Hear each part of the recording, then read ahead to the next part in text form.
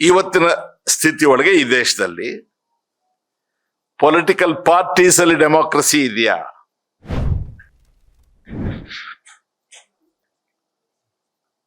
ಜನಶಕ್ತಿ ಕೇಂದ್ರ, ಗೋಪಾಲ್ ಗೌಡರ ಪ್ರತಿಷ್ಠಾನ, ಅವರ ಇಬ್ಬರ ನೇತೃತ್ವದಲ್ಲಿ ಕಾರ್ಯಕ್ರಮ ಹಮ್ಮಿಕೊಂಡಿದ್ದೇವೆ. ಗೆಳೆಯರು BR ಪಾಟೀಲ್, ಸೀತಾರಾಮ್ ಅವರು, ಜಯಪ್ರಕಾಶ್ ಅವರು ಮತ್ತೆ ಲೇಖಕರು ಎಲ್ಲರೂ ಮಾತಾಡ್ಬಿಟ್ಟಿದ್ದಾರೆ. ನಿರೂಪಣೆಕಾರರು ನನಗೆ ಬಹಳ ಬುದ್ಧಿವಂತಿಕೆಯಿಂದ ಆವಾಗಲೇ ಸೂಚನೆ ಕೊಟ್ಬಿಟ್ಟಿದ್ದಾರೆ, ಸ್ವಲ್ಪ ಹೊತ್ತಲ್ಲಿ ಸಭೆ ಮುಕ್ತಾಯ ಆಗುತ್ತೆ, ಸಾವಧಾನದಿಂದ ಇರಿ, ಹೋಗ್ಬೇಡಿ ಅಂದ್ರೆ ನಾನು ಎಷ್ಟೊತ್ತು ಮಾತಾಡ್ಬೇಕು ಅಂತ ನಾವು ಹೇಳ್ಬಿಟ್ಟಿದ್ದಾರೆ. ಹೇಳಿದ್ದೆ ಹೇಳ್ತಾ ಇದ್ರೆ ಎಷ್ಟೊತ್ತು ಗೋಪಾಲ್ ಗೌಡ್ರ ವಿಚಾರ. ಅದೊಂಥರ ನಿಮ್ಗೂ ಸಾಕಾಗ್ಬಿಡುತ್ತೆ. ಏನಪ್ಪಾ ನಮ್ಮನ್ನ ಹಿಡಿದು ಕೂಡಾಕಿ ಬಾಗ್ಲು ಬೇರೆ ಎಲ್ಲ ಕಡೆ ಹಾಕ್ಬಿಟ್ಟಿದ್ದಾರೆ ಅಂತ ಹೇಳಿ. ಗೋಪಾಲ್ ಗೌಡ್ರು ಆ ರೀತಿ ಎಲ್ಲ ಬದುಕೋದಕ್ಕೆ ಅವ್ರ ಜೊತೆ ಯಾರಿದ್ರು, ಯಾವ ಪರಿಸರದಲ್ಲಿ ಅವ್ರಿಗೆ ಈ ರೀತಿ ಆಲೋಚನೆಗಳನ್ನ ಮೂಡಿಸ್ಕೊಳ್ತಾರೆ, ಅವರ ಸಂಗಾತಿಗಳ್ಯಾರು, ಸಹಪಾಠಿಗಳ್ಯಾರು, ನಾಯಕರು ಯಾರು, ಅದನ್ನು ಕೂಡ ನಾವು ಯೋಚನೆ ಮಾಡ್ಬೇಕಲ್ವಾ. ಕರ್ಪೂರಿ ಠಾಕೂರ್ ಅವ್ರು ನೆನಪಿಗೆ ಬರ್ತಾರೆ, ಲೋಹಿಯಾರ್ ಅವರು ಜ್ಞಾಪಕಕ್ಕೆ ಬರ್ತಾರೆ. ಕರ್ಪೂರಿ ಠಾಕೂರ್ ಅವ್ರನ್ನ ಮಾತಾಡ್ತಾ ಲೋಹಿಯಾರ್ ಅವರು ಹೊರಗೆ ಬರ್ತಾ ಒಂದು ಹೆಣ್ಮಗಳು ಕಲ್ಲು ಹೊಡಿತಾ ಇರ್ತಾಳೆ, ಕೂಲಿ ಜಲ್ಲಿ ಹೊಡಿತಾ ಇರ್ತಾಳೆ. ಲೋಹಿಯಾರ್ ಅವ್ರು ಹೇಳ್ತಾರೆ ಕರ್ಪೂರಿ ಠಾಕೂರ್ಗೆ, ಈಕೆನ ಮುಂದೆ ನೀನು ಚುನಾವಣೆಗೆ ನಿಲ್ಲಿಸ್ಬೇಕು ಅಂತ ಹೇಳಿ. ಆಕೆ ಹೆಸರು ಭಗೀರಥಿ ದೇವಿ ಅಂತ. ಅಷ್ಟೇ, ಸುಮ್ಮನೆ ಒಂದೊಂದು ಸೆಂಟೆನ್ಸ್. ಸೊ ಅಲ್ಲಿಂದ ಈಗ ಎಲ್ಲಿಗೆ ಬಂದಿದ್ದೇವೆ ನಿಮಗೆ ಬಿಡ್ತೇನೆ.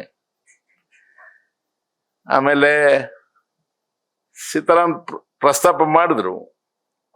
ಮನೋಹರ್, ನಿನ್ನ ಹೆಸರೇನು ಹೇಳಕ್ ಹೋಗ್ಲಿಲ್ಲ, ನಾನು ಯಾಕೆ ಹೇಳಕ್ ಹೋಗ್ಲಿ, ಗೌಡ್ರು ಇದ್ದೇ ಇದ್ದಾರೆ. ಸೋಷಿಯಲಿಸಂ, ಸೋಷಿಯಲಿಸ್ಟ್ ಅಲ್ಲದೆ ಇರೋರು ಯಾರು?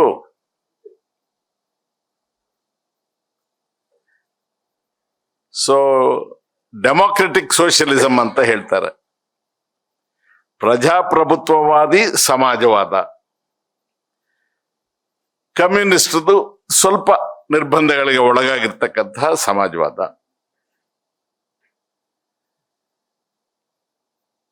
ಈ ಸನ್ನಿವೇಶದಲ್ಲಿ ಕಮ್ಯುನಿಸ್ಟ್ ಹೇಳ್ತಕ್ಕಂಥ ಸಮಾಜವಾದಕ್ಕಂತ ವಿಭಿನ್ನವಾಗಿರ್ಬೇಕು, ಈ ದೇಶದ ಪರಿಸರಕ್ಕೆ ಹೊಂದ್ಕೊಳ್ಬೇಕು ಅಂತ ಹೇಳಿ ಲೋಹಿಯಾರ್ ಅವರ ಅಭಿಪ್ರಾಯ. ಸೊ ಡೆಮೊಕ್ರಾಟಿಕ್ ಸೋಷಿಯಲಿಸಮು ಭಗೀರಥ ದೇವಿಯನ್ನ MLA ಮಾಡೋದು, ಕರ್ಪೂರಿ ಠಾಕೂರ್ ಅವ್ರ ಚೀಫ್ ಮಿನಿಸ್ಟರ್ ಆಗೋದು, ಇದೆಲ್ಲ ಆಗುತ್ತೆ. ಈಗ ಇವತ್ತು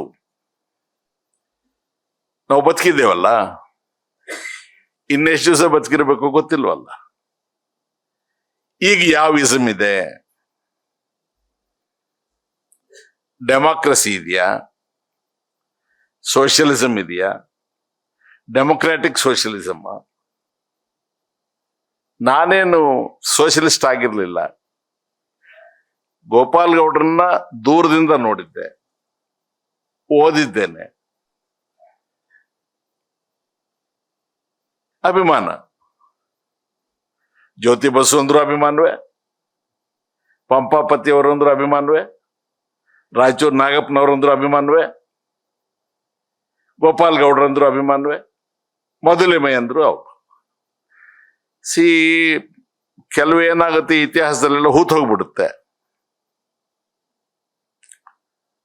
ಪೊಲಿಟಿಕಲ್ ಪಾರ್ಟೀಸ್ ಇಲ್ಲದೆ ನೀವು ಡೆಮೊಕ್ರಾಟಿಕ್ ಸೋಷಿಯಲಿಸಂ ಅಲ್ಲಿ ಹೇಗೆ ನೀವು ನಿಮ್ಮ ಆಲೋಚನೆಗಳನ್ನು ಅನುಷ್ಠಾನಗೊಳಿಸ್ತೀರಿ? ನಾನು ಯಾವ ಪಕ್ಷದ ಮೇಲೆ ವ್ಯಕ್ತಿ ಮೇಲೆ ಮಾತಾಡೋದಿಲ್ಲ. ಇವತ್ತಿನ ಸ್ಥಿತಿ ಒಳಗೆ ಈ ದೇಶದಲ್ಲಿ ಪೊಲಿಟಿಕಲ್ ಪಾರ್ಟೀಸ್ ಅಲ್ಲಿ ಡೆಮೋಕ್ರಸಿ ಇದೆಯಾ? ಇಲ್ಲ. ಇಲ್ಲ ಅಂತ ಹೇಳೋಂಗಿಲ್ಲ. ಇದೆ. ಅದು ಯಾವ ತರದ ಡೆಮೋಕ್ರಸಿ ಅಂದ್ರೆ, ಈಗ ಹೊಸ ಒಂದು ಟರ್ಮಿನಾಲಜಿಯನ್ನ ನಾವು ಕಾಯಿನ್ ಮಾಡ್ಬೇಕಾಗಿದೆ. ನಿಮ್ಮ ಅಪ್ರೂವಲ್ಗೆ ಬಿಡ್ತೇನೆ, ಎಸ್ ಅಂದ್ರೆ ಎಸ್ ಅನ್ನಿ, ನೋ ಅಂದ್ರೆ ನೋ ಅನ್ನಿ. ನಾನಂತೂ ಹೇಳೋನೆ, ಡಿಕ್ಟಟೋರಿಯಲ್ ಡೆಮೋಕ್ರಸಿ ಬಂದಿದೆ ಈಗ.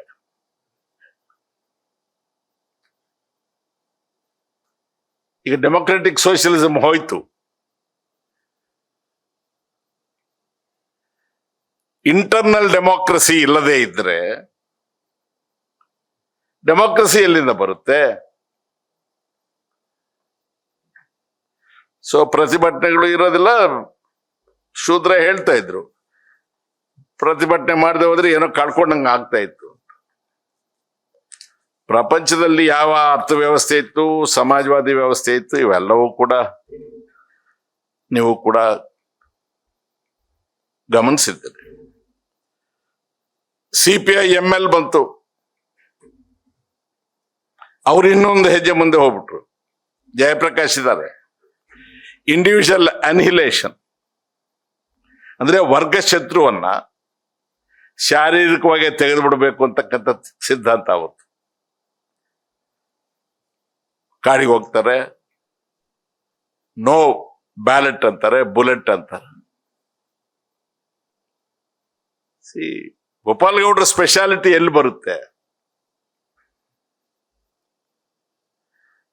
ತಾನು ಮಿಸ್ಬಿಹೇವ್ ಮಾಡೋದಕ್ಕೆ ಅವಕಾಶ ಇದ್ದಾಗ ಮಾಡೋದಿಲ್ಲ.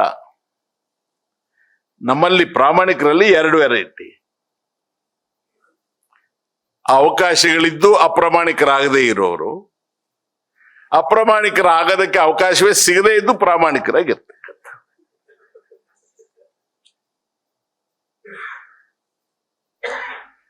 ನನ್ನ ಲೆಟರ್ಸ್ ಎಲ್ಲ ಓದಿ ನಾನು ಹೇಳ್ತೀನಪ್ಪ ಶ್ರೀನಿವಾಸ್, ನಿನ್ ಪುಸ್ತಕ ನಿನ್ನೆ ಬೆಳಗ್ಗೆ ಬಂತು.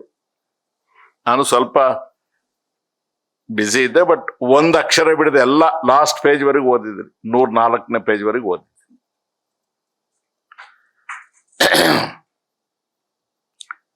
ಶ್ರೀಮತಿ ಅವರಿಗೆ ತಾವು ಬರೆಯುವ ಪತ್ರಗಳು ಅವರ ಒಪ್ಪಿಗೆ ತಗೊಂಡು ನೀವು ಮುದ್ರಣ ಮಾಡಿದ್ದೀರಿ. ಅವರು ಮನುಷ್ಯರೇ ಅಲ್ವಾ, ನಮ್ಮಂಗೆ.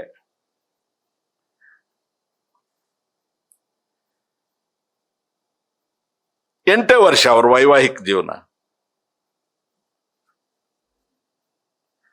ಎಲ್ಲಿದ್ಲೋ ಪತ್ರ ಬರೀತಾರೆ. ಈ ಕಾರ್ಗೆ ನಾಗಪ್ಪನವ್ರಿಗೆ ಹೇಳ್ತೀನಿ, ಆ ಡ್ರೈವರ್ಗೆ ಹೇಳಿರ್ತೀನಿ, ಮಕ್ಕಳು ಜೋಪಾನ. ಮನೋಹರ್ನ ರಾಮ್ ಮನೋಹರ್ನ ಕನ್ನಡ ಸ್ಕೂಲ್ಗೆ ಸೇರ್ಸೋಣ, ಈಳನ್ ಹಿಂಗ್ ಮಾಡೋಣ. ಅಜೀಜ್ ಸೇಠ್ ಸಹಾಯ ಮಾಡಿದ್ದಾರೆ, 60 ಸೇರು ಅಕ್ಕಿ ಕೊಟ್ಟಿದ್ದಾರೆ. ಅವ್ರು ಯಾರೋ ಪುಣ್ಯಾತ್ಮ. ಸ್ವಂತ ಹೆಲಿಕಾಪ್ಟರ್ಗಳು, ಫ್ಲೈಟ್ಗಳು ಇಟ್ಕೊಂಡು ಸೋಷಿಯಲಿಸಂನ ನಾವು ಸಂರಕ್ಷಣೆ ಮಾಡ್ತಾ ಇರೋ ಯುಗ ಇದು.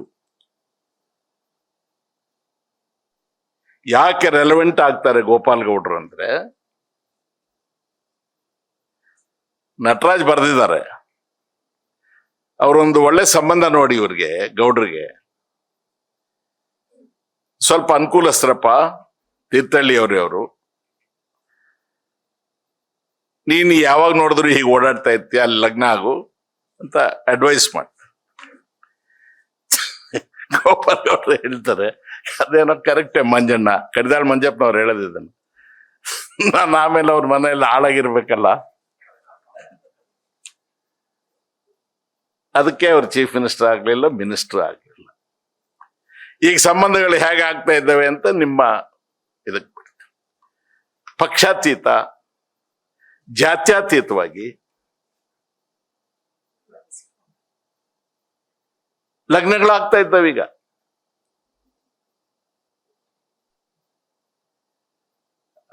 ಎಲ್ಲ ಮೇಲ್ಮಟ್ಟದಲ್ಲಿ. ಕೃಷ್ಣಮೂರ್ತಿ ಅವರೇ, ಪಕ್ಷ ನಿರ್ಬಂಧ ಮಾಡ್ತಾ ಇಲ್ಲ. ವರ್ಗ, ಜಾತಿ ವಿನಾಶ ಕಾರ್ಯಕ್ರಮವನ್ನ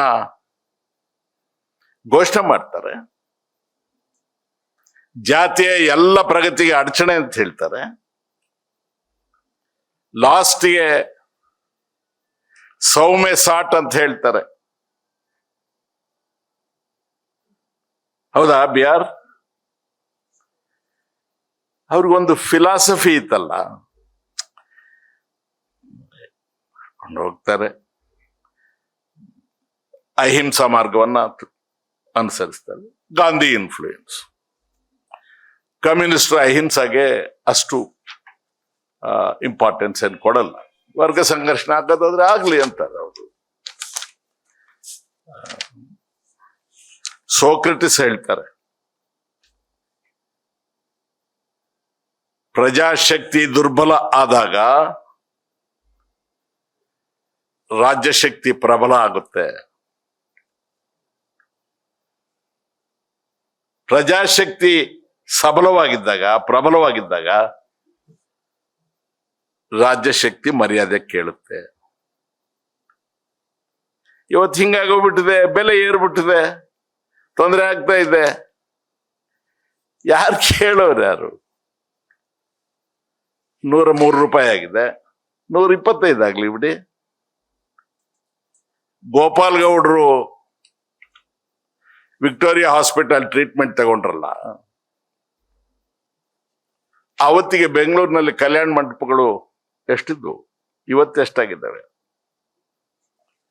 ಪ್ರೈವೇಟ್ ನರ್ಸಿಂಗ್ ಹೋಮ್ಸ್, ಹಾಸ್ಪಿಟಲ್ಸ್ ಎಷ್ಟಿದ್ವು, ಎಷ್ಟಾಗಿದ್ದಾವೆ? ನಿಜಲಿಂಗಪ್ಪನವರು ಬೌರಿಂಗ್ ಹಾಸ್ಪಿಟಲ್ ಟ್ರೀಟ್ಮೆಂಟ್ ತಗೊಂಡ್ರು. ದೇವರಾಜ್ ಅರಸರವರು ಬೌರಿಂಗ್ ಹಾಸ್ಪಿಟಲ್ ಟ್ರೀಟ್ಮೆಂಟ್ ತಗೊಂಡ್ರು. ಗೋಪಾಲ್ ಗೌಡ್ರು ವಿಕ್ಟೋರಿಯಾ ಹಾಸ್ಪಿಟಲ್ ಇದ್ರು. ಈಗ ನಾವೇ ರಾಜ್ಯ ನಡೆಸೋರೆ, ನಾವು ಪ್ರತಿಷ್ಠಿತ ಖಾಸಗಿ ಆಸ್ಪತ್ರೆಗಳಲ್ಲೇ ಟ್ರೀಟ್ಮೆಂಟ್ ತಗೊಳ್ಬೇಕು. ಅಂದ್ರೆ ಸರ್ಕಾರಿ ಶಾಲೆ, ಸರ್ಕಾರಿ ಆಸ್ಪತ್ರೆ ಇರೋದು ಜನರಿಗೆ, ಅವೆಲ್ಲ ಇರೋದು ನಮಗೆ. ಎಲ್ಲಿ ಗೋಪಾಲ್ ಗೌಡ್ರು ರೆಲೆವೆಂಟ್ ಅಂದ್ರೆ ಇಲ್ಲೇ.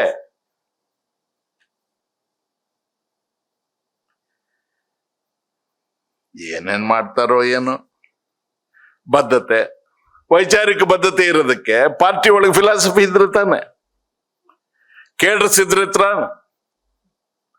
ಅದ್ರ ಬಗ್ಗೆ ಚರ್ಚೆ ಆದ್ರೆ ತಾನೆ. ಯಾವ್ದು ರೈಟು, ಯಾವ್ದು ರಾಂಗು, ಬಲಪಂಥೀಯರು ಏನ್ ಹೇಳ್ತಾರೆ, ಎಡಪಂಥೀಯರು ಏನ್ ಹೇಳ್ತಾರೆ, ಖಾಸಗೀಕರಣ ಆಗ್ಬೇಕಾ, ಆಗ್ಬಾರ್ದ, ರಾಷ್ಟ್ರೀಕರಣ ಆಗ್ಬೇಕಾ, ಆಗ್ಬಾರ್ದ, ಸಾರ್ವಜನಿಕ ಉದ್ಯಮಗಳು ಇರಬೇಕಾ, ಇರಬಾರ್ದ, ಪ್ರಾಥಮಿಕ ವಿದ್ಯೆಯನ್ನು ನಾವು ಖಾಸಗಿ ವಲಯಕ್ಕೆ ಬಿಡಬಹುದಾ, ಆರೋಗ್ಯವನ್ನ ಖಾಸಗಿ ವಲಯಕ್ಕೆ ಬಿಡಬಹುದಾ? ಇವೆಲ್ಲ ಸಿದ್ಧಾಂತ ಅಲ್ವಾ? ವ್ಯಾಪಾರವೇ ಸಿದ್ಧಾಂತವಾದಾಗ, ರಾಜಕೀಯ ಪಕ್ಷಗಳಲ್ಲಿ ಆಂತರಿಕ ಪ್ರಜಾಪ್ರಭುತ್ವ ಇಲ್ಲದೆ ಹೋದಾಗ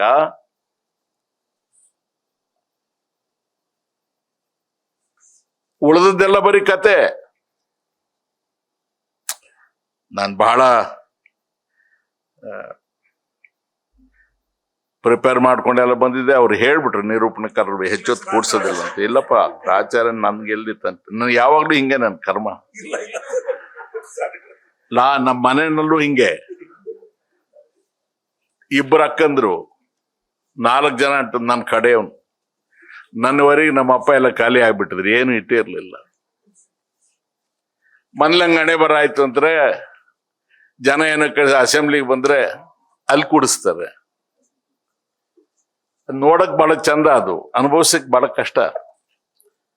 ಆ ಸ್ಪೀಕರ್ ಸೀಟಲ್ಲಿ ಇಷ್ಟಿಷ್ಟುದ್ದ ಮೊಳೆಗಳು ಹೊಡೆದು ಬಿಟ್ಟಿದ್ದಾರೆ, ಎತ್ತರದಲ್ಲಿದೆ. ಕೂತ್ಕೊಳ್ಳೋದಿಲ್ಲ ಅಂತ ಹೇಳಂಗಿಲ್ಲ, ಕೂತ್ರೆ ಅದು ಚುಚ್ಕೊಳ್ತಾ ಇರುತ್ತೆ. ಪುರುಷೋತ್ತಮ ಗೌಡರು ನಮ್ಮಲ್ಲಿ ಕೆಲಸ ಮಾಡ್ತಾ ಇದ್ರು, ಅವ್ರಿಗೆ ಐಡಿಯಾ ಇದೆ. ಗೌರವದಿಂದ ಬದುಕ್ತಕ್ಕಂಥವ್ರಿಗೆ, ಸ್ವಾಭಿಮಾನದಿಂದ ಬದುಕ್ತಕ್ಕಂಥವ್ರಿಗೆ ಅವತ್ತೂ ಕಷ್ಟವೇ, ಇವತ್ತೂ ಕಷ್ಟ. ಸಂವಿಧಾನ. ಈ ಸಂವಿಧಾನವೇ ಇಲ್ಲದೆ ಇದ್ದಿದ್ರೆ ಇವೆಲ್ಲ ಏನು ಸಾಧ್ಯವೇ ಆಗ್ತಿರ್ಲಿಲ್ಲ. ಬ್ರಿಟನ್ನಲ್ಲಿರೋ ಸಂವಿಧಾನ ಬೇರೆ ತರದ್ದು. ಅಲ್ಲಿ ಪಾರ್ಲಿಮೆಂಟೇ ಪರಮೋಚ್ಚ. ಅವ್ರು ಯಾವ್ದು ಬೇಕಾದ್ರು ಪಾರ್ಲಿಮೆಂಟ್ ಅಲ್ಲಿ ಕೂತು ಬದಲಾಯಿಸ್ಬಿಟ್ಟು, ಇಲ್ಲಿ ಮಾಡಕ್ ಬರೋದಿಲ್ಲ. ಮೂಲಭೂತ ವಿಷಯಗಳಿಗೆ ಸಂವಿಧಾನದಲ್ಲಿ ತಿದ್ದುಪಡಿ ತರಬೇಕಾಗಿದ್ರೆ ಲೋಕಸಭೆಯ 2/3, ರಾಜ್ಯಸಭೆಯ 2/3, ದೇಶದ ಎಲ್ಲ ರಾಜ್ಯಗಳ ಅಸೆಂಬ್ಲಿಗಳ 2/3 ಮೆಜಾರಿಟಿ ಬರಬೇಕು ಅಂತ ಹೇಳಿ ಅಂಬೇಡ್ಕರ್ ಅವರು ಒಂದು ನಿರ್ಬಂಧ ಹಾಕ್ತಾರೆ. ಜಯಪ್ರಕಾಶ್. ಶ್ಯಾಮ್ ಪ್ರಸಾದ್ ಮುಖರ್ಜಿ ಅವರು ಹಗುರವಾಗಿ ಅಂಬೇಡ್ಕರ್ ಬಗ್ಗೆ ಮಾತಾಡ್ಬಿಡ್ತಾರೆ. ಇವರಿಗೆ ಪ್ರಾಕ್ಟಿಕಲ್ ಇನ್ಸೈಟ್ ಇಲ್ಲ. ಅಂಬೇಡ್ಕರ್ ಅವರು ಬಹಳ ಸುದೀರ್ಘವಾದ ಉತ್ತರ ಕೊಡ್ತಾರೆ. ಯಾರು ಯಾವ ಹೊತ್ತಿನಲ್ಲಿ ಯಾವ ಸನ್ನಿವೇಶದಲ್ಲಿ ಈ ದೇಶದಲ್ಲಿ ಮುಂದೆ ಅಧಿಕಾರಕ್ಕೆ ಬರ್ತಾರೋ ನಮಗ್ ಗೊತ್ತಿಲ್ಲ. ನಾವು ಈ ನಿರ್ಬಂಧಗಳನ್ನು ಹಾಕದೆ ಹೋದ್ರೆ ಶತಮಾನಗಳಿಂದ ಶೋಷಿತರಾದವರು ಸಮಾನತೆಯನ್ನು ಕೊಡ್ತೇವೆ ಅಂತ ಹೇಳಿ ನಾವು ಯಾರಿಗೆ ನಂಬಿಸಿದ್ದೇವೆ, ಧರ್ಮ ನಿರಪೇಕ್ಷತೆಯನ್ನು ನಾವು ಕಾಪಾಡ್ತೇವೆ ಅಂತ ಹೇಳಿದ್ದೇವೆ, ಸಾರ್ವಭೌಮತ್ವದ ಬಗ್ಗೆ ಏನು ಹೇಳಿ, ಇವೆಲ್ಲವೂ ಕೂಡ ಶಿಥಿಲ ಆಗ್ಬಿಡಬಹುದು ಅಂತ ಹೇಳ್ತಾರೆ. ಇವತ್ತಿನ ಲೆಕ್ಕ ನೋಡಿ, ಒಂದು ವೇಳೆ ಬ್ರಿಟಿಷ್ ಪಾರ್ಲಿಮೆಂಟ್ ಅಲ್ಲಿ ಇದ್ದ ಸ್ಥಿತಿ ಇಲ್ಲೂ ಇದ್ದು ಪಾರ್ಲಿಮೆಂಟ್ ಅಲ್ಲಿ ಮೆಜಾರಿಟಿ ಮಾಡಬಹುದು ಅಂದಿದ್ರೆ ಅಂಬೇಡ್ಕರ್ಗೆ ಸೂಟಿಗೀಟೆಲ್ಲ ಕಿತ್ತಾಕ್ಬಿಟ್ರು ಇಷ್ಟೊತ್ತಿಗೆ.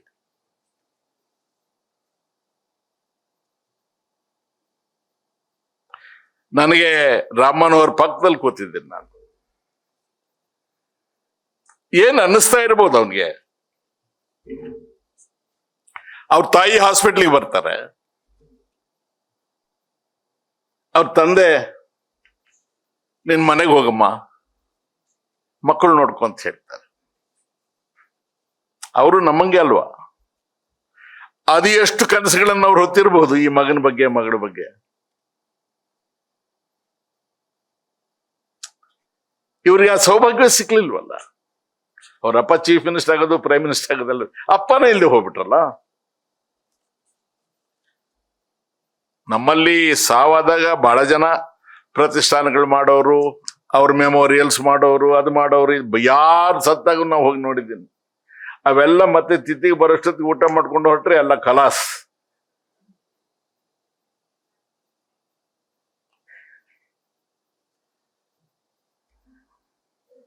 ಜೋಸೆಫ್ ಸ್ಟೋರಿ ಅಂತ ಒಬ್ಬ ಅಮೆರಿಕನ್ ಜೂರಿಸ್ಟ್, ನ್ಯಾಯಶಾಸ್ತ್ರಜ್ಞರು, ಅವರು ಸಂವಿಧಾನದ ಬಗ್ಗೆ ಹೇಳ್ತಾ ಯುವ ಪೀಳಿಗೆಗೆ ಹೇಳ್ತಾರೆ, ನಮ್ಮ ಪೂರ್ವಿಕರು ತಮ್ಮ ಪ್ರಾಣ ತ್ಯಾಗ ಮಾಡಿ ರಕ್ತ ಧಾರೆ ಎರೆದು ನಮಗೆ ಈ ಸಂವಿಧಾನವನ್ನು ಕೊಟ್ಟಿದ್ದಾರೆ. ಎಚ್ಚರ ತಪ್ಪಿ ಮೈಮರೆತು ಸಾರ್ವಜನಿಕ ಮಂಡಳಿಗಳು ಅಂತ ಹೇಳ್ತಾರೆ, ಅಥವಾ ಸಂಸತ್ ಆಗ್ಬಹುದು, ಅಸೆಂಬ್ಲಿ ಆಗ್ಬಹುದು, ಸಾರ್ವಜನಿಕ ವೇದಿಕೆಗಳಲ್ಲಿ ಯೋಗ್ಯಸ್ಥರನ್ನ, ವಿವೇಕಿಗಳನ್ನ ದೂರ ಮಾಡಿದರೆ ಪುಂಡರು, ಲಫಂಗರು ಆ ಮಂಡಳಿಗಳಲ್ಲಿ ಬಂದು ಆಕ್ರಮಿಸುತ್ತಾರೆ. ಅದರ ಪರಿಣಾಮ ಪುಂಡರು, ಲಫಂಗರು ಸುತ್ತುವರೆದಾಗ ನಿರ್ಲಜ್ಜಿತರಾಗಿ ಅಧಿಕಾರಸ್ಥರನ್ನ ಹೊಗಳುತ್ತಾರೆ. ಹೊಗಳಿದಾಗ ಅವರಿಗೆ ಬ್ಯಾಲೆನ್ಸ್ ತಪ್ಪುತ್ತೆ, ಈ ದೇಶ ಸರ್ವನಾಶ ಆಗುತ್ತೆ. ಅದರಿಂದ ಇದನ್ನ ನೀವು ರಕ್ಷಣೆ ಮಾಡಿಕೊಳ್ಳಿ ಅಂತ ಒಂದು ಸಮಾವೇಶದಲ್ಲಿ ಯುವಜನತೆಗೆ ಕರೆ ನೀಡ್ತಾರೆ. ಟುಡೇ, ಇವತ್ತು ಸುಪ್ರೀಂ ಕೋರ್ಟ್ ಕಡೆ ನೋಡ್ತೀರಾ, ಮಾಧ್ಯಮಗಳ ಕಡೆ ನೋಡ್ತೀರಾ,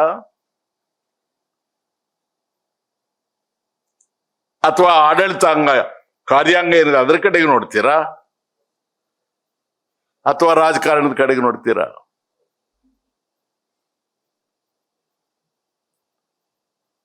ನಮಗೆ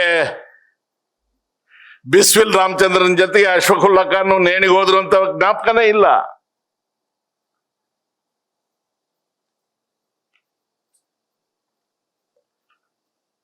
ಬಿಸ್ಮಿಲ್ಲಾ ಖಾನ್ ಅಮೆರಿಕಕ್ಕೆ ಬರಪ್ಪ ಅಂದ್ರೆ, ಇಲ್ಲ ನಾನು ದಿವಸ ಬೆಳಗ್ಗೆ ಎದ್ದು ಕಾಶಿ ವಿಶ್ವೇಶ್ವರಯ್ಯನವರಿಗೆ ನುಡಿಸ್ಬೇಕಪ್ಪ, ನಾನು ಬರೋದಿಲ್ಲ ಅಂತ ಹೇಳ್ತಕ್ಕಂಥದ್ದು ನಮಗೆ ಜ್ಞಾಪಕಕ್ಕೆ ಬರೋದಿಲ್ಲ. CAA NRC ಅಂತ ಹೇಳ್ತೇವೆ. ಗೋಪಾಲ್ ಗೌಡ್ರಂತವ್ರು ಒಬ್ಬರು ಬದುಕಿದ್ದಿದ್ರೆ, ಲೋಹಿಯಾ ಒಬ್ಬರು ಲೋಕಸಭೆಯಲ್ಲಿ ಇದ್ದಿದ್ರೆ ಧೈರ್ಯ ಇರ್ತಾ ಇತ್ತ? ಅವರು ನೋಡಕ್ ಒಬ್ರೊಬ್ಬರಾಗಿ ಕಾಣಿಸಿದ್ದಾರೆ. They were not individuals. ಇದಕ್ಕೆ ಎಮಿಲ್ ಬರ್ನ್ಸ್ ಅಂತ ಒಬ್ಬ ಕಮ್ಯುನಿಸ್ಟ್ ಸಿದ್ಧಾಂತಿ ಫಾರಮ್ ಕಂಟೆಂಟ್ ಬೆನಾಲಿಟಿ ಅಂತ ಹೇಳ್ತಾನೆ. ಕೆಲವರಿಗೆ ಆಕಾರ ಇರುತ್ತೆ, ಬಟ್ ವಸ್ತು ಏನಿರೋದಿಲ್ಲ. ಕೆಲವ್ರ ಹತ್ರ ವಸ್ತು ಇರುತ್ತೆ, ಸಾಮಾನು ಇರುತ್ತೆ, ಅವ್ರಿಗೆ ಆಕಾರ ಇರೋದಿಲ್ಲ. ಇನ್ನು ಕೆಲವರಿಗೆ ಎರಡೂ ಇರೋದಿಲ್ಲ. ಎರಡೂ ಇಲ್ಲದೆ ಇದ್ದವರಿಗೆ ಬೆನಾಲಿಟಿ ಅಂತ ಕರಿತೇವೆ. Today the body politics of this country is being run by people who come under the category of banality. ಹಣಕಾಸಿನ ತೊಂದರೆ ಬಂದ್ರೆ ಬೆಳೆಯೋ ದೇಶ, ದರಿದ್ರ ಬಂದ್ರೆ ಕಷ್ಟಪಡೋಣ, ಕಟ್ಟೋಣ ಈ ದೇಶನ. ಬೌದ್ಧಿಕ ದಾರಿದ್ರ್ಯ ಬಂದ್ರೆ ಏನ್ ಮಾಡ್ತೀರಿ? ನಮ್ಮನ್ನ ಎದುರಿಸ್ತಾ ಇರ್ತಕ್ಕಂಥದ್ದು ಅದು. ನಾನು ಪೇಜಸ್ ಕೂಡ ಬರ್ಕೊಂಬಂದು ಯಾವ್ಯಾವ ಪೇಜು ಬಹಳ ಇಂಪಾರ್ಟೆಂಟ್ ಅಂತ ಒಂದಷ್ಟು ಹೇಳ್ಬಿಟ್ಟು ಮುಗಿಸ್ಬಿಡ್ತೀನಪ್ಪ ನಾನು.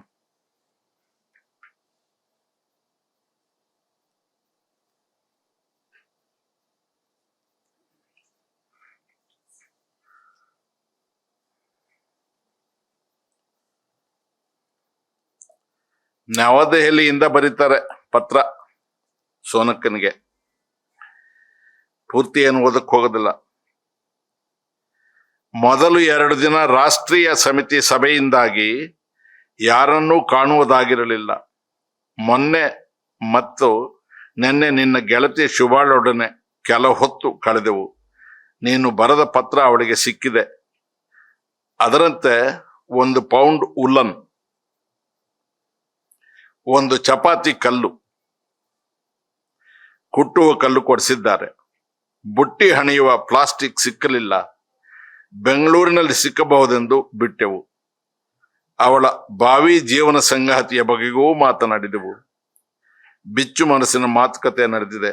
ವಿವರ ಬಂದ ನಂತರ ನಿನಗೆ ವರದಿ ಮಾಡುತ್ತೇನೆ, ಎಟ್ಸೆಟ್ರಾ ಎಟ್ಸೆಟ್ರಾ. ತನ್ನ ಸಾರ್ವಜನಿಕ ಜೀವನ, ಬದ್ಧತೆ, ತನ್ನ ಹೋರಾಟ ಎಲ್ಲವುಗಳ ಮಧ್ಯೆ ಆಕೆಯನ್ನು ನಾನು ನನ್ನ ಬಾಳಿನ ಸಂಗಾತಿ ಅಂತ ಒಪ್ಕೊಂಡಿದ್ದೇನೆ.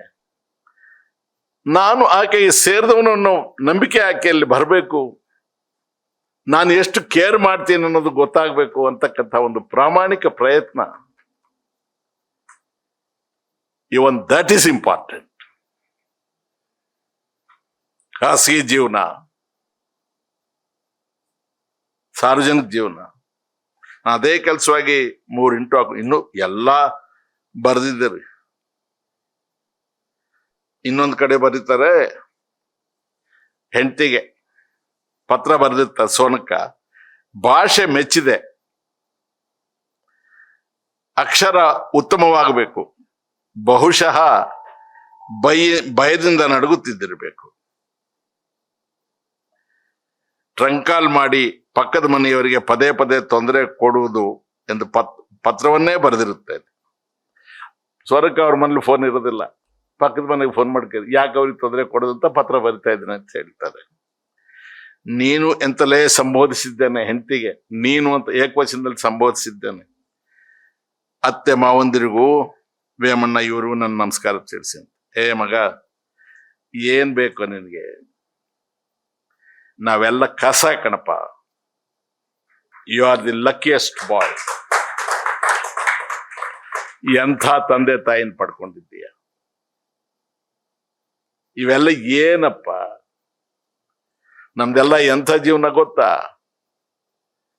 ವಿಧಾನಸೌಧದಲ್ಲಿ ಶಾಸಕನಾಗಿರೋನು ಹೀಗೆ ಹೋಗ್ತಾ ಇರ್ತಾನೆ ಆ ಮೊಗಸಾಲೆಯಲ್ಲಿ. ನಮ್ಮ ಡಿ ಗ್ರೂಪ್ ಸರ್ವೆಂಟ್ಸ್ ಇರ್ತಾರಲ್ಲ, ಹಿಂಗತ್ತಾ ಇರ್ತಾನ ಅವನು ಗೂರ್ಕತ್ತಾರ. ಶಾಸಕರಿಗೆ ಈಗ ನಾನು ಸೋತೋಗಿದ್ದೀನಿ, ನಾನು ಶಾಸಕ ಅಲ್ಲ. ಅವನಿಗೆ ಎಷ್ಟು ಅವನ ಕಾನ್ಷಿಯಸ್ನೆಸ್ ಎಷ್ಟು ಸ್ಟ್ರಾಂಗ್ ಆಗಿದೆ ಅಂದ್ರೆ, ಅವನ ನರ್ವಸ್ ಸಿಸ್ಟಮ್ ಎಷ್ಟು ಪರ್ಫೆಕ್ಟ್ ಆಗಿದೆ ಅಂದ್ರೆ, ಅವನಿಗೆ ಹೇಳುತ್ತೆ, ಮೆಸೇಜ್ ಕೊಡ್ತೆ, ಇವನ್ ಸೋತೋಗಿದ್ದಾನೆ, ಇವನ್ MLA ಅಂತ ಕೈ ಹೇಳೋದೇ ಇಲ್ಲ. ಅದೇ ನನ್ನ ಪಕ್ಕದಲ್ಲಿ BR ಬರ್ತಾರೆ, ಟಕ್ಕತ್ತೆ. ಇದ್ಯಾಕಪ್ಪ ಬೇಕು? ಎಂಥ ಪುಣ್ಯವಂತರ ಮಗುವಾಗಿದ್ದೀಯ ನೀನು.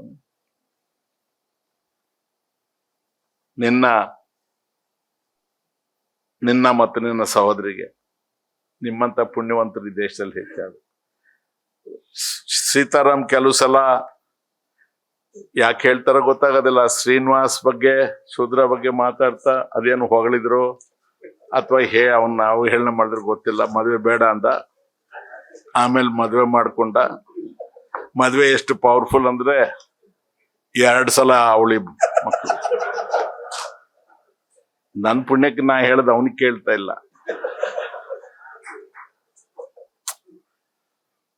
ಬಹಳ ಜನ ಪಾಲಿಟಿಷಿಯನ್ಸು ಆ ಪಾರ್ಟಿ ಈ ಪಾರ್ಟಿ ಅಂತ ಹೋಮ್ವರ್ಕ್ ಕರೆಕ್ಟ್ ಆಗಿ ಮಾಡೋದಿಲ್ಲ. ಈ ವರ್ಕ್ ಫ್ರಮ್ ಹೋಮ್ ಇದೆಯಲ್ಲ, ಆ ಗ್ರಾಚಾರ ಎಲ್ಲ ಈ ದೇಶನ್ ಕಾಡ್ತಾ ಇದೆ ಇವತ್ತು. ನಾನು ಹೆಚ್ಚು ಬಿಡಿಸಿ ಹೇಳಕ್ ನನ್ಗೆ ಆಗೋದಿಲ್ಲ. ಅವಾಗಲೇ ಅವ್ರು ಹೇಳಿದ್ರು, ರಮೇಶ್ ಕುಮಾರ್ ನಿಷ್ಠೂರವಾಗಿ ಮಾತಾಡಿ ನನ್ಗೆ ಈ ಗತಿ ಬಂದಿದೆ. ಕೂತ್ಕೊಂಡ್ಬಿಡ್ತೀನಿ. ಈ ದೇಶದ ಜನ, ಈ ರಾಜ್ಯದ ಜನ, ಈ ದೇಶದ ಜನ ಎಕ್ಸಲೆಂಟ್. ಅವರು ಪ್ರಜಾಪ್ರಭುತ್ವವಾದಿಗಳು, ಅವರು ಭ್ರಷ್ಟಾಚಾರದ ವಿರೋಧಿಗಳು. ಅವರನ್ನು ಎಲ್ಲ ದಾರಿ ತಪ್ಪಿಸ್ತಾ ಇರ್ತಕ್ಕಂಥದ್ದು ನಾವೇ. ನಾನು 27ನೇ ವಯಸ್ಸಿಗೆ ಮೊದಲನೇ ಚುನಾವಣೆ, 11 ಚುನಾವಣೆ ನಡೆಸಿದ್ದೇನೆ. ಇದುವರೆಗೂ ನನ್ನ ಜನ್ಮದಲ್ಲಿ ಯಾರಿಗೂ ಫೋನ್ ಮಾಡಿ ನಾನು ಚುನಾವಣೆಗೆ ನಿಂತಿದ್ದೇನೆ, ನನಗೇನಾದ್ರೂ ಸ್ವಲ್ಪ ಸಹಾಯ ಮಾಡ್ಬೋದಂತ ಕೇಳಲಿಲ್ಲ. ಈ ಪಾರ್ಟಿಯವರದೇನೋ ಅದನ್ನು ಕೂಡ ನನ್ನ ಎಡಗೈಯಲ್ಲೂ ಕೂಡ ಇವತ್ತಿಗೆ ನಾನು ನನ್ನ ಕುಟುಂಬದವರು ಮುಟ್ಟಿಲ್ಲ. ನನ್ನ ಜಾತಿಯ ಜನ 1,000 ವೋಟರ್ಸು ಇಲ್ಲ. ನಾನು ಸೋತ್ರು ಗೆದ್ರು ನನ್ನನ್ನು ಜೀವಂತವಾಗಿಟ್ಟಿದ್ದಾರೆ. ಜನ ಸರಿ ಅಂತೀರಾ ತಪ್ಪಂತೀರಾ? ಈಗ ಸೋಲ್ಸಿದ್ದಾರೆ ನಿಜ, ಏನೇನೋ ಕಾರಣಗಳಿರ್ಬೋದು. ಅವ್ರಿಗೆ ಸೋಲಿಸ್ಬಿಟ್ರೆ ಅವ್ರು ಕೆಟ್ಟವ್ರ? 77ರಲ್ಲಿ ಇಂದಿರಾ ಗಾಂಧಿನ ಲೋಕಸಭೆಗೆ ಬರದಂತ ಮಾಡ್ಲಿಲ್ವಾ? ಮತ್ ಜನರನ್ನು ಫೇಲ್ ಮಾಡಿದ್ ಅವ್ರ?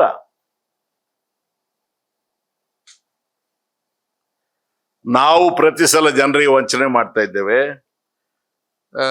ರಾಮೇಗೌಡರು ಸಲಹೆ ಕೊಟ್ಟಿದ್ದಾರೆ. ನಿಮ್ ಸಲಹೆಗೆ ನಂದೇನು ವಿರೋಧ ಇಲ್ಲ, ಒಬ್ಬನೇ ಮಾಡೋಕ್ಕಾಗೋದಿಲ್ಲ. ಎಲ್ಲ ಫ್ರೆಂಡ್ಸ್ ಸೇರ್ಕೊಂಡು ಮಾಡೋದಾದ್ರೆ ಒಂದು ಪ್ರಯೋಗ ಮಾಡೋಣ. ಬಹಳ ಸಂತೋಷದಿಂದ ಈ ಕಾರ್ಯಕ್ರಮದಲ್ಲಿ ಪಾಲ್ಗೊಂಡಿದ್ದೇನೆ. ಬಹಳ ವಿಚಾರ ಎಲ್ಲ ಹೇಳೋದಿತ್ತು, ಇನ್ನು ಕೆಲವೆಲ್ಲ ಬಹಳ ಕಠಿಣ ಆಗ್ತಿತ್ತು, ಏನು ಗೊತ್ತಿಲ್ಲ. ಸೊ ಈಗೆಲ್ಲವೂ ಕೂಡ ವ್ಯಾಪಾರ, ಎಲ್ಲ ವ್ಯಾಪಾರವೇ. ಈಗ 40 ಕಿಲೋಮೀಟರ್ ಹೋಗ್ಬೇಕಾದ್ರೆ ಹೆಲಿಕಾಪ್ಟರ್ ಹೋಗ್ತಾರೆ. ಗೋಪಾಲ್ ಗೌಡ್ರು ಬಸ್ಸೇ, ಆ ಬಸ್ ಸಿಗ್ಲಿಲ್ಲ, ಇನ್ನೊಂದು ಬಸ್ ಕೆಟ್ಟೋಗಿ ಲೇಟ್ ಆಗೋಯ್ತು ಅಂತ ಫೋನ್ ಮಾಡಿ ಹೇಳ್ತಾರೆ. ಮಾಗಡಿಗೆ ಹೋಗಕ್ಕೆ, ರಾಮನಗರಕ್ಕೆ ಹೋಗಕ್ಕೆ, ಆನೇಕಲ್ಗೆ ಹೋಗಕ್ಕೆ ಹೆಲಿಕಾಪ್ಟರ್ ಬೇಕು ನಮ್ಗೆ.